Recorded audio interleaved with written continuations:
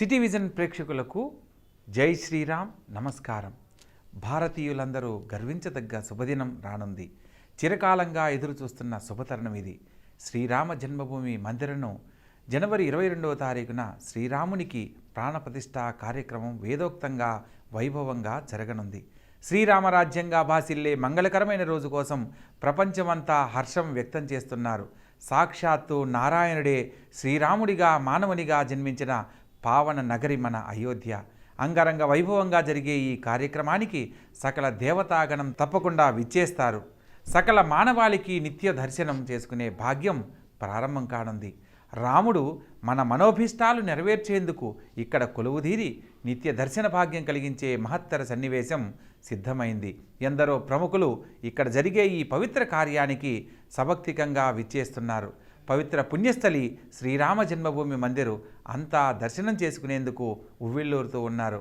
అక్కడ విశేషాలు కన్నులారా చూడాలని ఎదురు చూస్తున్నారు. ఈరోజు ఆ దివ్యమంగళధామం అయోధ్య రామమందిరం కన్నుల వైకుంఠంగా తీర్చిదిద్దారు. ఆ విశేషాల గురించి వివరంగా తెలుసుకుందాం.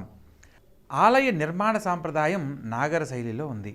మందిరం పొడవు 380 అడుగులు, అదేవిధంగా వెడల్పు 250 అడుగులు, ఎత్తు 161 అడుగుల ఎత్తు ప్రకారం నిర్మాణం చేయడం జరిగింది. అదేవిధంగా ఆలయం 3 అంతస్తులు, ఒక్కొక్క అంతస్తుకు 20 అడుగులు ఎత్తుతో నిర్మించడం జరిగింది. ఇందులో విశేషం ఏంటంటే మొత్తం 392 స్తంభాలు మరియు 44 తలుపులు ఉన్నాయి. ప్రధాన గర్భగుడిలో భగవాన్ శ్రీరాముడి చిన్ననాటి రూపమైన శ్రీరామ్ లల్లా విగ్రహం ఉంటుంది. మరియు మొదటి అంతస్తులో శ్రీరామ దర్బార్ ఉంటుంది. 5 మండపాలు మరియు నృత్య మండపము, రంగమండపము, సభామండపము, ప్రార్థన మరియు కీర్తన మండపాలను కూడా ఏర్పాటు చేయడం జరిగింది. అందులో భాగంగా దేవతలు మరియు దేవతల విగ్రహాల స్తంభాలు మరియు గోడలను అలంకరించాయి. ప్రవేశము తూర్పు నుంచి సింగ్ ద్వారం గుండా 32 మెట్లతో నిర్మాణం చేయడం జరిగింది. వికలాంగులు మరియు వృద్ధులు సౌకర్యార్థం ర్యాంపులు మరియు లిఫ్ట్లు ఏర్పాటు చేయడం కూడా జరిగింది.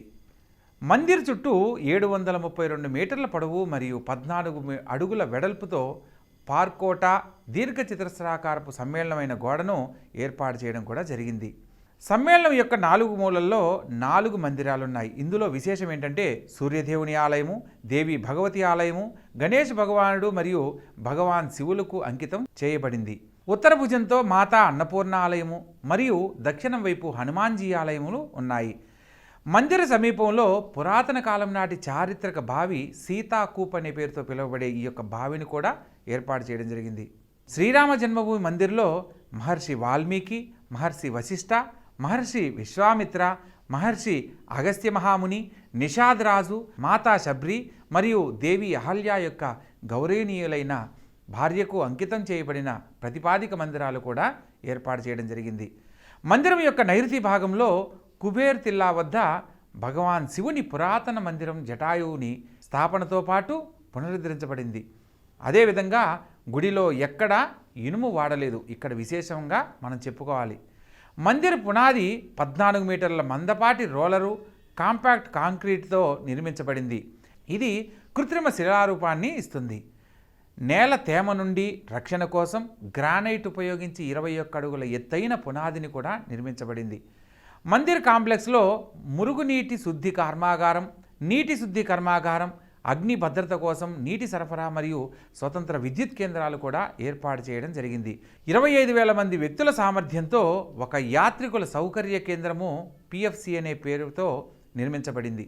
ఇది యాత్రికులకు వైద్య సదుపాయాలు మరియు లాకర్ సౌకర్యాన్ని కూడా అందిస్తుంది.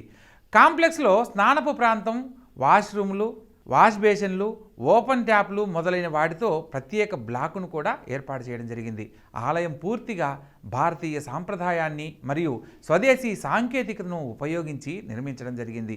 70 ఎకరాల విస్తీర్ణంలో 70% మొత్తం పచ్చగా ఉండటంతో పర్యావరణ నీటి సంరక్షణకు ప్రత్యేక ప్రాధాన్యతనిస్తూ దీనిని నిర్మించారు.